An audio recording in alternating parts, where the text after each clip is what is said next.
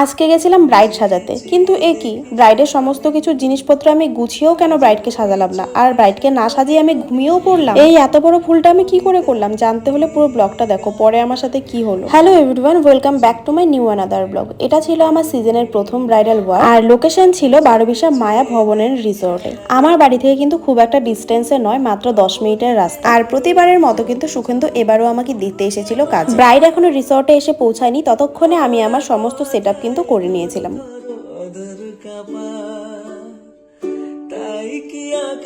Bride আমাকে জানায় যে ওর আসতে একটু লেট হবে, তাই আমি বাইরেটা একটু ঘুরে দেখি আর নিজের জন্য কিছু ফটো ভিডিও নিয়ে নিই। যেহেতু এখান থেকে আমাদের বাড়ির লোকেশন খুব একটা দূরে নয়, তাই সুখেন্দু আমাকে এখানে দিয়ে রেখে ও কিন্তু আবার বাড়ি চলে যাবে, কারণ ওর কাজ আছে। ততক্ষণে আমি এখানে সমস্ত কিছু একটু গুছিয়ে নিচ্ছিলাম। সুখেন্দুকে বলেছিলাম একটু ভিডিও করে দেওয়ার জন্য, কারণ ব্রাইডও চলে আসলে কিন্তু ও চলে যাবে। আর সুখেন্দু চলেও গেছে, ব্রাইডও চলে এসছে। এই যে হচ্ছে আমাদের মিষ্টি ব্রাইড আজকের। যেহেতু অনেকটাই লেটে স্টার্ট করা হয়েছে, আমি অনেকক্ষণ এখানে বসেছিলাম, প্রায় আধ ঘন্টার মতো। তারপরে ব্রাইড এসে পৌঁছায় এখানে, তাই আমি ঝটফট করে কিন্তু ওর মেকআপটাও স্টার্ট করে দিই। আর ও যেন কমফোর্টেবল থাকে, ওই জন্য আমি ও যেভাবে কমফোর্টেবল থাকে সেভাবেই আমি ওকে বসাই। ওর সবে সবে বেস মেকআপটা জাস্ট কমপ্লিট করেছি। ওর বাড়ি থেকে কল আসে যে ওর শ্বশুর বাড়ি থেকে লোক চলে এসেছে, ওরা নাকি আশীর্বাদ করবে, তো ওকে এক্ষুনি যেতে হবে। তো কি আর করা যাবে, আমাকে বললো দিদি তুমি তাড়াতাড়ি করে জাস্ট বেস মেকআপটা করে দাও, আমি আধ ঘন্টার মধ্যেই চলে আসবো।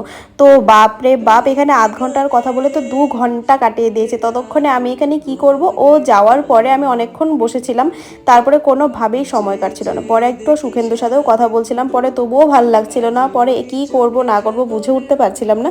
পরে আমি সোফাতে শুয়ে ঘুমিয়েই পড়েছিলাম। ভিডিওটা জাস্ট আমি অন করে রেখেছিলাম, আমি কখন যে চোখটা লেগে গেছে আর এদিকে ভিডিও হতেই ছিল। প্রায় 20 মিনিটের মতন ভিডিও কন্টিনিউ হয়েছিল। পরে আমি ঝটফট উঠি এখান থেকে। যেহেতু আজকে আমার একটাই ব্রাইডালের কাজ ছিল, তাই কিন্তু আমি এখানে ওয়েট করতে কোনো সমস্যা হয়নি। যখন 2-3টে কাজ থাকে তখন কিন্তু আমরা এক ফোঁটা ওয়েট করি না। আর ব্রাইডের সাথেও আমার ভালো চেনা পরিচিত ছিল, তাই অত একটাও প্রবলেম হয়নি। কিন্তু সত্যি বলতে আমার ওয়েট করতে করতে এতটাই খারাপ লাগছিল আর রাগও উঠছিল মাঝে মাঝে। আর সুখেন্দু যেহেতু ওর দোকানে ব্যস্ত ছিল, তাই আমার সাথেও কথা বলতে পারছিল না। তো আমি কি করব কিছু বুঝে উঠতে না পেরে আমি একটা শর্ট ফিল্ম বের করে আমি ওটাই দেখতে থাকি কন্টিনিউ। আর বাইরে যেহেতু বাজনা বাজাচ্ছিল, তাই ওদের সাথে সাথে কিন্তু আমি একটু নেচেও নেই।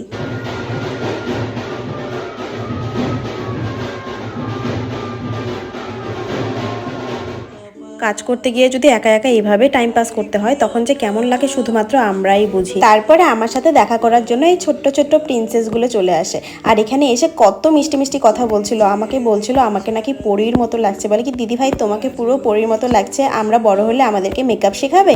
তো ওখানে বসে কিন্তু আমি ওদের সাথে অনেকক্ষণ আড্ডা দিয়েছি। তারপরে হঠাৎ আমাকে এসে বলে যে এখানে নাকি ব্রাইড আসতে পারবে না, ব্রাইডের বাড়িতেই যেতে হবে, কারণ এখানে আসা কোনোভাবেই পসিবল নয়। তো অনেকক্ষণ কথা বলার পরে আমি তবু রাজি হই ওখানে যাওয়ার জন্য ওদের বাড়িতে।